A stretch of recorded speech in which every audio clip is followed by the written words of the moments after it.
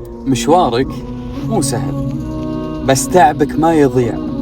الله يشوف سعيك ويبارك لك في خطاك، وأن ليس للإنسان إلا ما سعى.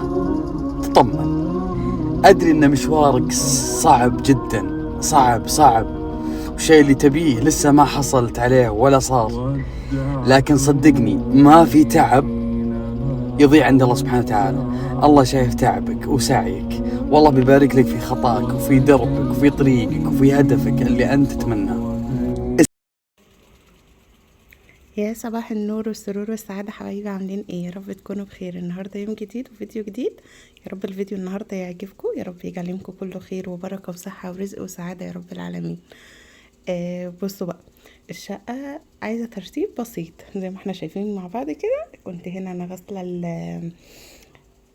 الخداديات بتاعه الكنبه، كنت غاسله عشان احنا طبعا قعدتنا هنا قدام التلفزيون كده زي ما انتم شايفين، فالمخدات بتاعه الكنبه بتتبهدل بسرعه، ففكيتها وغسلتها وغسلت، كان عندي شويه غسيل. المهم لميتهم دلوقتي وقلت هطبقهم واركب بقى فرش الخداديات ده. وهنا بقى كانت بنوتي سهرانه مع نفسها، هي بتحب ترسم يا بنات. عايزه اقول لكم والله هي عندها يعني موهبه الرسم، استنى اوريكم، بس ما شاء الله والله. يعني هي عايزه بس شويه تركيز شويه دقه كده وهتكون فنانه. فاوريكم بس الرسومات بتاعتها جميله جدا. بصوا ده حلو قوي. هنا رسمه المسجد ورسمه الحامل بتاع المصحف كمان. فبصوا بقى، ديت بنت ماشيه كده في المطر وماسكه الشمسيه. عايزه اقول لكم هي اللي بترسم مع نفسها، يعني ما مش بتنقل ولا حاجه، هي بيجي لها افكار كده وترسم مع نفسها. رسمه كمان كريز وبنت مجنونه. انا بس بوريكم إيه رسمتها. فدي الرسمات بتاعتها. فدلوقتي بقى ان انا هروق بقى الشقه وهظبط الامور زي ما انتم شايفين. بس قبل كل ده بقى عايزه ادخل اعمل فطار واتكلم معاكم بقى بخصوص الفطار اللي انا هعمله النهارده، واخد رايكم وقولوا لي رايكم ايه في اللي انا هعمله، لان انا بجد محتاجه ان انا اعمل كده. دلوقتي اقول لكم ليه. ودلوقتي بقى يا بنات انا دخلت المطبخ مش عشان اعمل الفطار زي ما قلت لكم، بس عايزه اوريكم حاجه.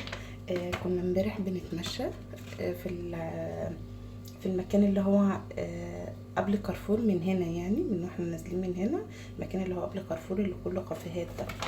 رحنا اتمشينا وشربنا قهوه عند الحاج عرفه. ايوه الحاج عرفه. المهم ان انا لما دخلت عنده وشربنا القهوه لقيت عنده بخور يا بنات بروايح مختلفه وحاجات مختلفه تحفه جدا جدا جدا. عجبني بجد، بس انا قلت اخد واحد بس اجربه دلوقتي وبعد كده اشوف. ريحته حلوه عجبتني.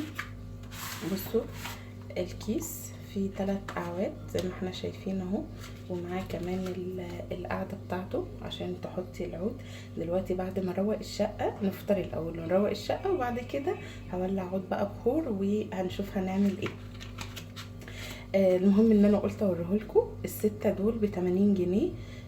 جبته من عنده حاجات كتير وانواع كتير. دوت المسك الابيض، يعني ده اكتر حاجه ريحته شدتني، ريحته تحفه على قد ما اقول لكم ريحته جميله. بس هنشغله بقى، يا ريتكم معايا عشان تشموا ريحته. المهم بقى ان انا جبت البخور ده تمام. وهو عنده على فكره يا بنات عنده زي اطعمه، توابل، مقرمشات بقى، حاجات كتير وكده، وعنده اللي هو المعمول الجاهز والحاجات اللي هي زي كده يعني. المهم ان انا بنوتي ساندي راحت جابت فشار، والمهم كانت عايزه طعم يعني. المهم رحت سالته هناك على الطعم، لقيت عنده الاطعمه موجوده، فجبت منه الطعم. ما لقيتش بالجبنه، جبت منه بالشطه والليمون، فقلت مش مشكله يعني هي طلبت فخلاص بقى جبت لها بالشطه والليمون وخلاص. فجبته دوت. بصوا عامل 30 جنيه و40 قرش، يعني تقريبا ده ربع كيلو. عندهم الاسعار حلوه، القهوه هناك سعرها حلو جدا. عن كافيهات كتير قعدنا فيها، بس الحمد لله يعني. ورحنا اتمشينا وجبت الحاجات دي بقى من هناك. يلا بينا نشوف هعمل فطار ايه. بصوا بقى يا بنات، الفطار بتاعي عبارة عن هي بطاطاية واحدة صغننة زي ما انتوا شايفين، اصلا البولة صغننة فهي البطاطاية صغننة، وعبارة عن بيضتين. تمام، هو ده الفطار اللي انا همشي عليه. عايزة اقول لكم ان انا بقالي فعلا 4 ايام ماشية بالنظام ده. قطعت عيش تماما، ما باكلش معجنات، ما باكلش مخبوزات. المكرونه كمان قطعتها. الحاجات اللي فيها دهون ضاره ونشويات ضاره. معنى كده ان انا يعني مش هعمل، لا هعمل طبعا لولادي وكل حاجه. بس انا قررت خلاص يعني اكل صحي شويه. عايزه اقول لكم ان انا كنت عامله دايت قبل كده، وكنت خاسه فيه 38 كيلو كان وزني بعد ما جبت بنتي. جاني وزن زياده. المهم ان انا جسمي كمان بيقبل للتخن بسهوله، فاكل اي حاجه بتبان عليا. يعني لو شربت كوبايه عصير تلاقيها تاني يوم بانت عليا على طول. عارفين انتوا الناس دي. فالمهم بقى ان انا يعني بعد ما خسيت 38 كيلو لقيت نفسي حامل في ابني الصغير في شهرين وانا مش عارفه. فالمهم وقفت ساعتها دايت ووقفت رجيم وكده، وابتدى وزني يرجع تاني شوية شوية شوية شوية لغاية ما رجعت لوزني اللي انا كنت المفروض رايحة اخس عشان. وانا عندي مشكلة في رجلي، عندي موضوع اللي هو العظمة الشوكية في كوع الرجل، في الرجل الاتنين، وحجمهم كبير جدا كمان. وعندي كمان مشاكل في فقد في عضلات الظهر وكده. فاللي حابب يستغل الفرصة دي ويمشي معايا على النظام ونبدأ نظام سوا، اكتبوا لي في الكومنت ان شاء الله باذن الله ربنا يديني الاراده ومش هستسلم، وهمشي على النظام ده لغايه ما اشوف. يعني انا قلت هاكل نشويات، بس هاكل نشويات صحيه، اللي هو الرز، البطاطس، الحاجات اللي هي ما بدخلهاش يعني كمعجنات وعيش وكده يعني. فخلاص انا قررت هوقف عيش زي ما انتوا شايفين. فقررت كمان ان انا اخس، وان شاء الله ربنا يديني الاراده ان انا اخس 38 كيلو تاني ما ارجعهمش باذن الله. لان كان حلمي ان انا اخس، وكان فاضل لي حاجات بسيطه واتابع تثبيت الوزن وكده واعمل النظام، بس ما فيش نصيب ان انا اكمل. فقلت خلاص بقى يعني انا ايه، لما وصلت تاني للوزن ده وانا بلاقي نفسي خلاص بقى بتعب، مش ببقى قادرة ادوس على رجلي. طبعا كلنا عندنا ولاد وكلنا لازم نحافظ على جسمنا ونحافظ على صحتنا، عشان لو مش عشان خاطرنا فعشان خاطر ولادنا ربنا يحميهم. فربنا يدينا الصحة جميعا يا رب. فحبيت بقى ان انا اشارك معاكم النظام اللي انا هعمله والطبق اللي انا هاكله كل يوم، سواء فطار او غدا. فطبعا انا العشاء كمان منعته. ممكن العشاء بالنسبة لي هيبقى اي حاجة خفيفة، لو في فاكهة تمام ماشي، في زبادي تمام ماشي، مفيش حاجة فمش هنقف يعني. ومش هتعشى اصلا لان احنا بنتغدى متأخر. يعني انا بفطر زي دلوقتي كده، يعني دلوقتي حوالي الساعة 1 وبتغدى يعني على الساعة 8 ولا حاجة وخلاص كده. فمش هاكل طبعا، مفيش مجال ان انا اكل تاني، بس لو متاح فاكهة متاح حاجة وانا جعانة هاكل منها. تمام. فاللي حابب بقى يتابع معايا النظام ونعمل حملة تخسيس. وعايزة اعمل بنات اوفر وقت ليا في اليوم، ان انا حتى في وقت الغروب كده ان انا انزل اتمشى، ولو مش هتمشى ساعة لا هتمشى نص ساعة. واكتبوا لي في الكومنت حابين يكون في فقرة زي كده ولا لا. البطاطس طارت. اكتبوا لي في الكومنت حابين يكون في فترة اللي هي فترة الرياضة زي المشي. يعني طبعا انا مش هعمل رياضة، بس هننزل نتمشى مع بعض واشارك معاكم يعني وانا بتمشى وكده. اكتبوا لي في الكومنت حابين ده ولا لا، وايه رأيكم في النظام اللي انا هعمله.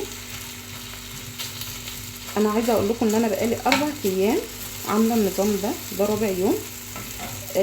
بس حبيت بقى خلاص، انا قلت لا هشارك اخواتي واسالهم واخد رايهم واقول لهم يعني رايكم ايه في اللي انا بعمله. والطبق بتاعي بتاع اليوم خلاص كده خلصت هنا بقى الايه البطاطس كده. بصوا بقى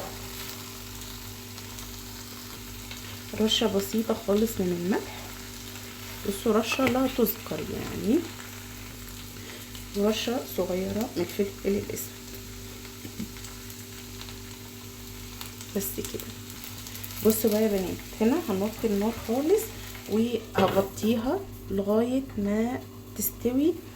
عايزه البطاطس بتاعتي تستوي، هي اصلا مش هتاخد وقت في السوا لانها متقطعه تقطيع خفيف زي ما انتم شايفين. هنا بقى هجهز البيضتين، بصوا رشه ملح بسيطه جدا بس كده.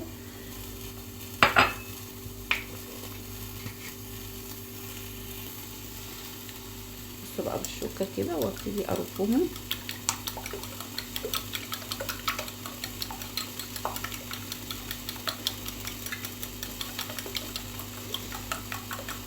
بس كده هسيبهم بطاطس بس تاخد لون وتستوي، وبعد كده هنشوف هنعمل ايه. بصوا يا بنات، هنا البطاطس يعتبر خدت لون تمام. بصوا بقى زي ما انتوا شايفين كده.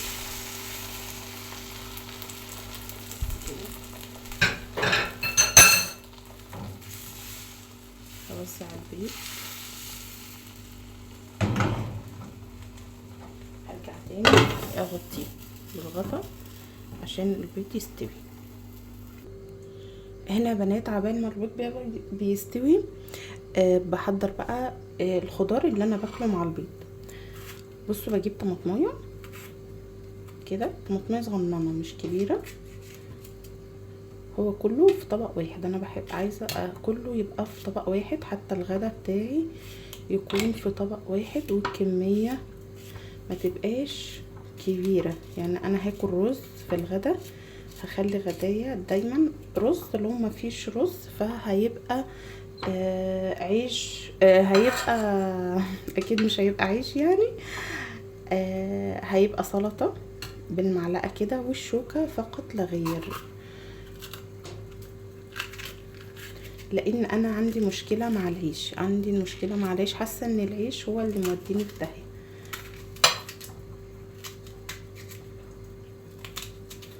بس كده انا كل ده بقى اكله بالشوكه طبعا. يلا نشوف البيض ايه اللي حصل فيه. بصوا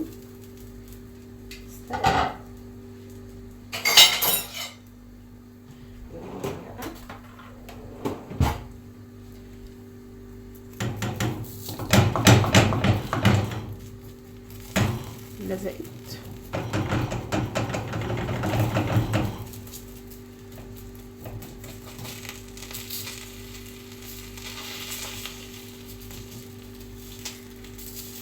لزقت مش مشكلة هنسلكها.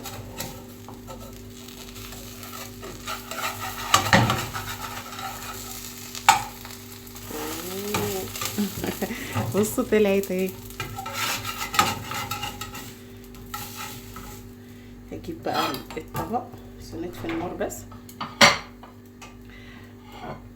بصوا كده،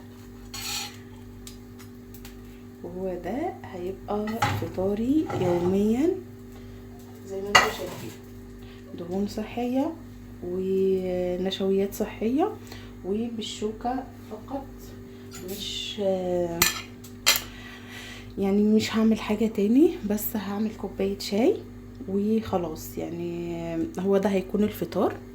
يا رب الفيديو يكون عاجبكم النهاردة. ان شاء الله مكملين الفيديو مع بعض وهنشوف هنعمل غدا ايه. انا دلوقتي هروح افطر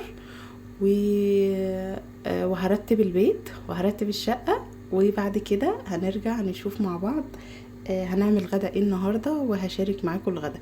بالمناسبه انا بقالي بتاع 3 ايام باكل فراخ، فخلاص بقى انا زهقت، ممكن النهارده اغير واعمل سمك. فاكتبوا لي في الكومنت رايكم ايه في طبق بتاع الفطار، ويعني انتوا متشجعين معايا للموضوع ده ولا لا. هنا بقى يا بنات كنت خلصت الحمد لله فطار وفطرنا، ومسكت الشقة بقى نظفتها ولمعتها وروقت المطبخ وغسلت المواعين وشغلت عود بخور زي ما انتوا شايفين كده. ده البخور اللي انا جبته اهو. احلى حاجة ان عاملين معاه القعدة دي عشان تثبتي عليها عود البخور. وشغلنا الغسالة طبعا سامعين صوتها. بصوا المطبخ انا غسلت وروقت ونظفت كل حاجة وغسلت المواعين وكل حاجة بقت زي الفل. تعالى اوريكم بقى، نروح نحط عود البخور ده ونروح اوريكم الصالة بعد ما نظفتها. بصوا رجعت كل حاجة زي ما كانت. هنا رتبت برضو وركبت اهوت المخدات بتاعه الكنبه، ورجعت كل حاجه زي ما كانت. نظفت بقى وكنست وروقت وكل حاجه. هنحط بقى عود البخور بتاعنا. بصوا بقى احطه هنا في الطفايه دي واسيبه بقى كده ايه مع نفسه يخلي ريحه الشقه حلوه. انا من عشاق البخور يا بنات، بحب البخور جدا جدا جدا. تعالوا اوريكم المنظر من البلكونه. بصوا بقى مشغلين الحنفيات بتاعه الجنينه عشان يسقوا النجيله. بصراحه بيهتموا جدا بموضوع الجناين والاشجار وكده بصراحه. رغم ان احنا بصوا يعني في حته يعتبر جوه مش على العمومي، مش على الطريق العمومي يعني، بس احنا على العمومي من هنا. لو انتوا شايفين احنا على العمومي من هنا كده. ده طريق برضو عمومي كده، بس انا بتكلم على العمومي اللي هو يمت بره خالص. في كل حته بيهتموا بصراحه موضوع الاهتمام جوه زي بره. كل الجناين واحده، فما شاء الله يعني المنظر حلو زي ما انتوا شايفين. ببقى مبسوطه قوي هما مشغلين الحنفيات كده وتسقي الجنينه. يلا الحمد لله على كل حاجه. يلا بفكر انزل بقى اجيب طلبات الغدا اللي انا هعملها، سواء هعمل سمك هعمل فراخ على حسب ما هلاقي تحت، وهشوف هعمل ايه ونرجع بقى نكمل مع بعض ونشوف يومنا ماشي ازاي. حبايب قلبي انا نزلت ورحت وجبت الحاجه وجيت، فقلت بقى ايه اوريكم انا جبت ايه. بصوا بقى ناقصني رز مصري بتاعنا ده الابيض. جبت نص كيلو مؤقتا عشان الرز هنا ما بيعجبنيش، الحبايه بتاعته ضعيفه جدا. فقلت يعني هجيب بس على القد عبال ما اروح اسواق الخير اجيب رز. عندي رز بسمتي بس انتوا عارفين بقى الرز السمك عايز رز صياديه، رز مصري يعني. بتاع الخضار في هنا بتاع الفراخ اللي في شارع المهندس، في جنبه كده واحد بيبيع خضار مش فرش كبير بس بيبيع خضار كده يعني، فبجيب منه مؤقت. جبت منه كابوتشايه وجبت منه خضره عشان ما عنديش خضره للسلطه، والخيار ما عجبنيش خالص فما رضيتش ان انا اكتر، جبت بس على قد ما هحتاج للسلطه بس النهارده كده. فبس دي الحاجات اللي انا اشتريتها. تعالوا بقى ايه يلا اوريكم السمك اللي انا جبته، بس هنحطه بقى في الحوض. بصوا يا بنات انا ما جبت السمك كتير، جبت بس 4 سمكات لان ولادي الصبيان عاملين بريك وراحوا عند تيتا يومين، ف مش حد يعني انا وبنتي وجوزي بس، فما جبتش كتير بصراحه المره دي. جبت بس على قدنا. انا لسه طالعه حتى بالعبايه بتاعتي لسه ما غيرتش. انا السمك يعني خلاص اليوم بتتقلع في الغسيل على طول، بس عايزه بس اوريكم انا السمك اللي انا جبته ما شاء الله. بصوا السمكه حلوه لسه ما غسلتوش طبعا، هنشوف مع بعض دلوقتي هنعمل ايه. بس اقل حاجه هحط عليه ميه بس كده، وبعد كده بقى نروح نغير هدومنا ونرجع نشوف هنعمل ايه. بس احط عليه ميه واسيبه.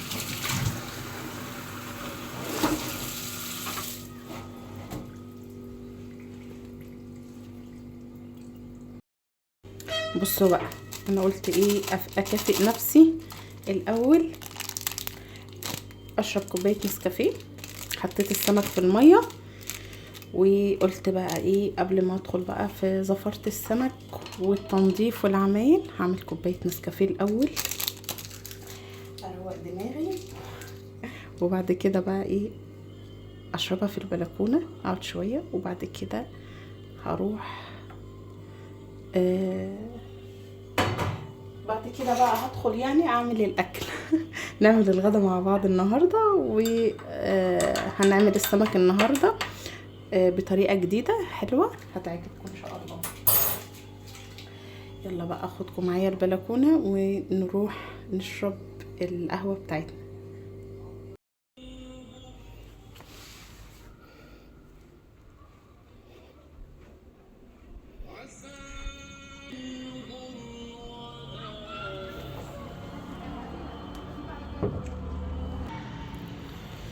بصوا بقى، قعدت في البلكونه هشرب بقى كوبايه النسكافيه دي، وبعد كده بقى ادخل اشوف. بصوا الناس بتيجي من دلوقتي، بصوا بتيجي تقعد. طبعا عايزه اعمل لكم زوم. الناس بتيجي بقى تقعد في الجناين هنا من دلوقتي كده، خلاص الشمس ابتدت تروح، فالناس بقى بتلاقيها بقى لحد بالليل الولاد بتلعب والناس قاعده مبسوطه. فالمنظر هنا جميل جدا يا جماعه والله. انا اوقات بنزل كمان، بنزل اقعد هنا. فالمهم بقى هنشرب النسكافيه بتاعنا، وبعد كده بقى ندخل المطبخ نشوف هنعمل ايه.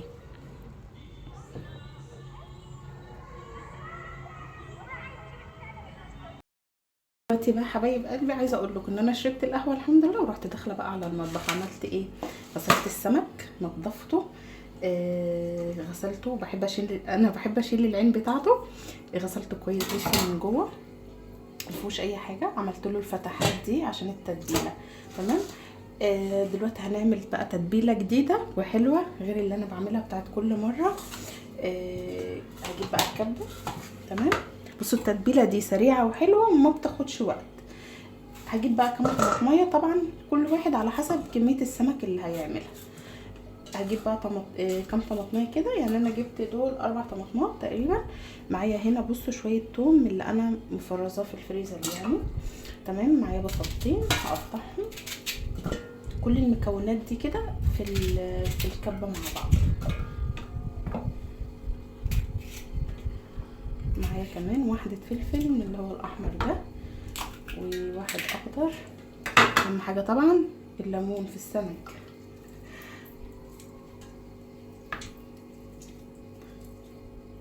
معايا بقى 3 ليمونات دول كبار كده، هعصرهم كلهم في الكبة.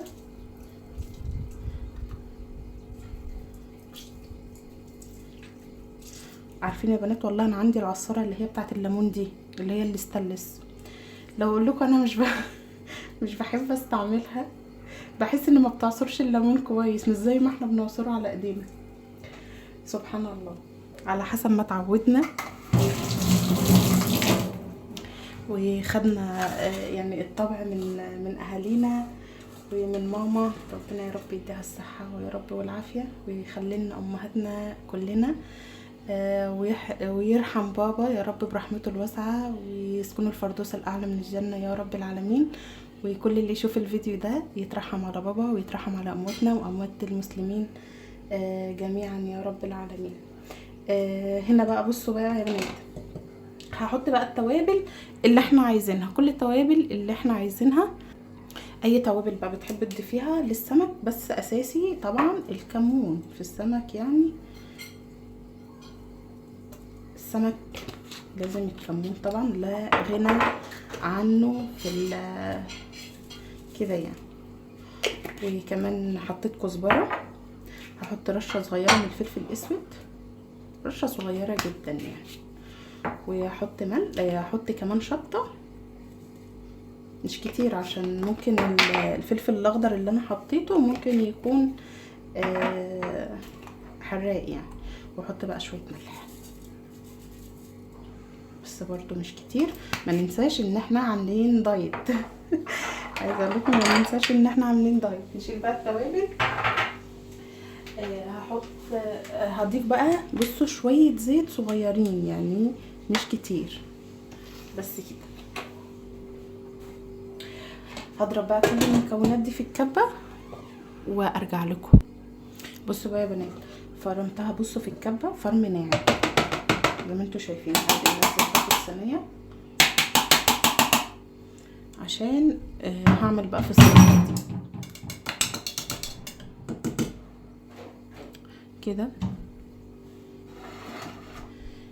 هنا بقى هاخد جزء من ده، استنى اجيب معلقه.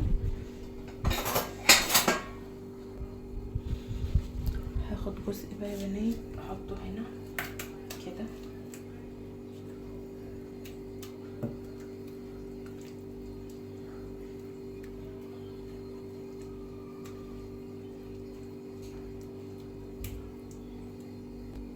بصوا يا بنات، انا جبت معلقه صلصه صغيره هحطها على الخلطه دي. ليه بقى معلقه الصلصه؟ عشان تدي لون حلو للسمك واحنا بنشويه تحت الشوايه، تديله لون حلو. بس انا بحط الصلصه في الفريزر عشان تحت الصلصه ادام مش بنستعملها بشكل يومي فبتبوظ، فانا بخليها بس في الفريزر كده. هسيبها بقى تفك شويه كده مع الخلطه دي، هفككها ونتبل بيها السمك. هنا يا بنات بصوا بعد ما فكت خلاص اهي، هنزل بقى كل الخليط ده على السمك.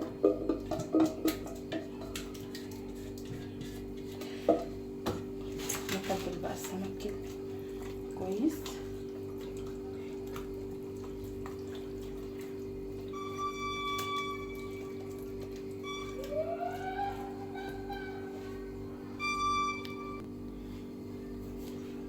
بعد بقى ما تبلت السمك ده، بقية الخلطة هفضيها على السمك كده.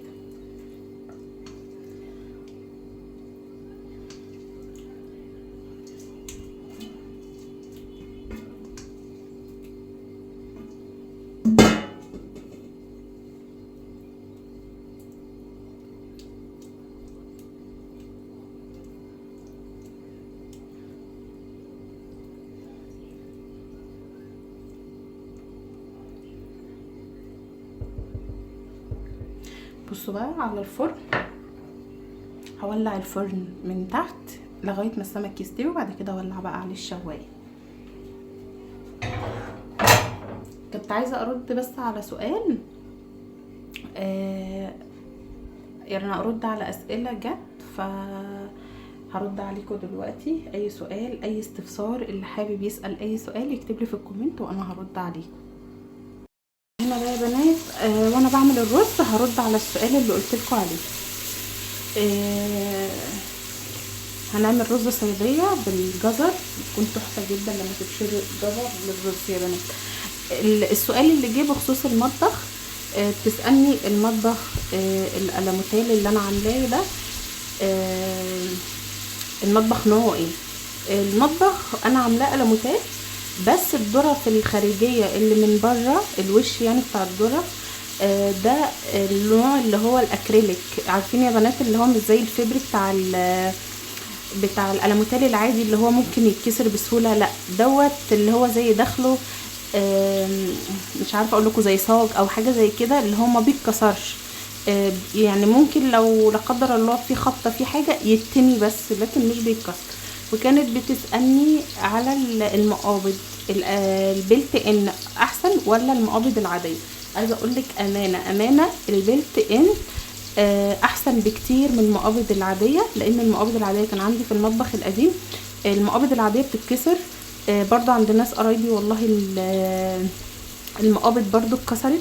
ليه بقى؟ لان الولاد الصغيرين ربنا يا رب يحفظهم ويحميهم بيستغلوا الموضوع ده، فموضوع الادراج والمقابض فبتقعد تتشعبط فيه. انا بالنسبه لي عشان الادراج كانت فوق بعضها، فكان محمد ابني الصغير لما كان صغير فكان بيطلع عليهم كانهم زي السلم كده لحد ما يوصل على الرخام. فطبعا الولاد هم صغيرين احنا ما بنعرفش نسيطر عليهم وكده يعني عشان الحركه بتاعتهم. فافضل حاجه للمطبخ المقابض بتاعته البلت ان، وعن تجربه يعني انا جربت ده وجربت ده.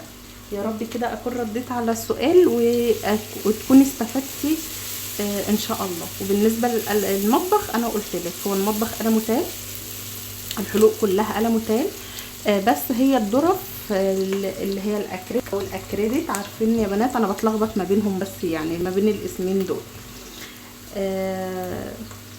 يا رب تكونوا استفدتي من الفيديو، يا رب تكونوا استفدتوا النهارده يا بنات من الفيديو.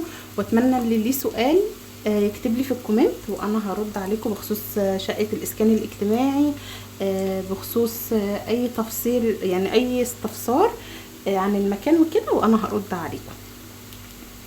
وعايزه اشكركم جدا جدا على تعليقاتكم الجميله اللي بتوصلني وكلامكم الحلو الطيب اللي بيوصلني اللي زيكم. يا رب كده يخليكم ليا، ما تحرمش منكم ابدا، ويديمكم اخوات ليا وسند يا رب كده في الدنيا ان شاء الله يا رب العالمين. ربنا يسعدكم ويفرح قلوبكم يا رب العالمين. بصوا بقى يا بنات، البصل خد اللون اللي انا عايزاه اهو. جايبه بصل جزرايه بشرتها هضيفها على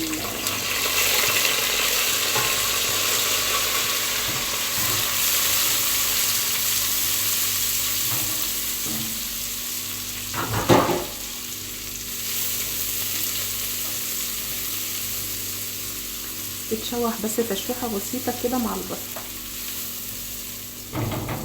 كده بقى الرز انا مجهزاه، غسلاه ومجهزاه.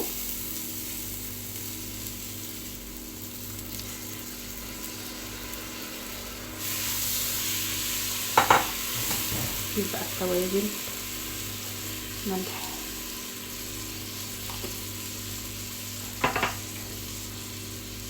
شويه كمون، فلفل اسود شويه صغيرين مش كتير. هقلب بقى.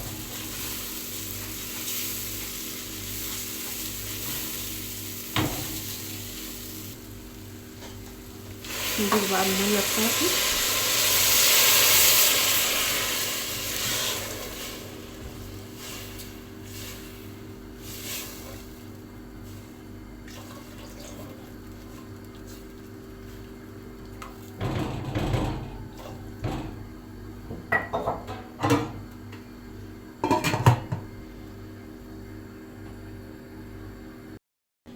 بصوا بقى يا بنات، الرز على النار والسمك في الفرن.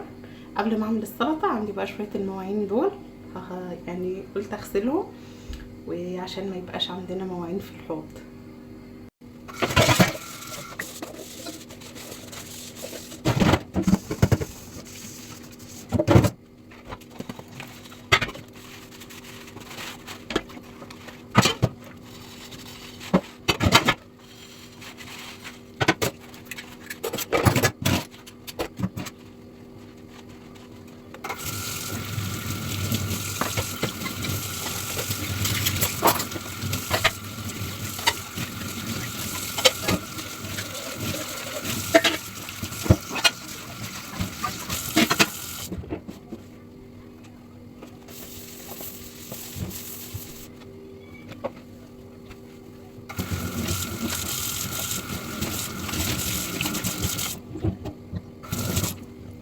بقى يا بنات هعمل بقى شويه سلطه على السريع كده عشان خلاص الاكل ابتدى يستوي معانا، وهنشوف بقى ان شاء الله.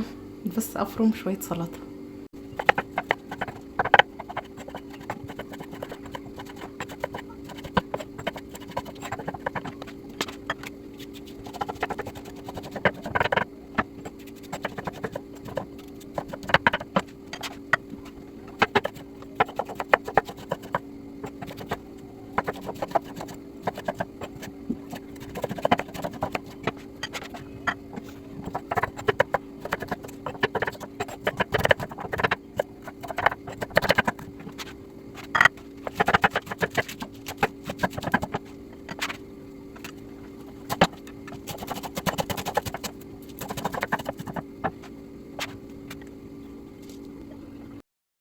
وهنا بقى حبايبي انا خلصت الاكل الحمد لله وجهزت كل حاجه. بصوا السمك عايزه اوريكم بس من قريب، ولا تقولوا لي بقى مقلي ولا مشوي رده ولا اي حاجه. جربوا الطريقه دي هتعجبكم جدا جدا جدا، وانا واثقه انها هتعجبكم. كمان عملنا السلطه والرز اللي بالجزر تحفه جدا جدا يا بنات. وده كان غدانا النهارده، اللهم ديمها نعمه يا رب واحفظها من الزوال يا رب العالمين. وكده وصلنا لاخر الفيديو. لو عجبكم الفيديو ما تنسونيش في اللايك والاشتراك وتفعلوا الجرس عشان يوصل لكم كل جديد. وبشكركم جدا على كل حاجه، واشوفكم في امان الله، والسلام عليكم ورحمه الله وبركاته.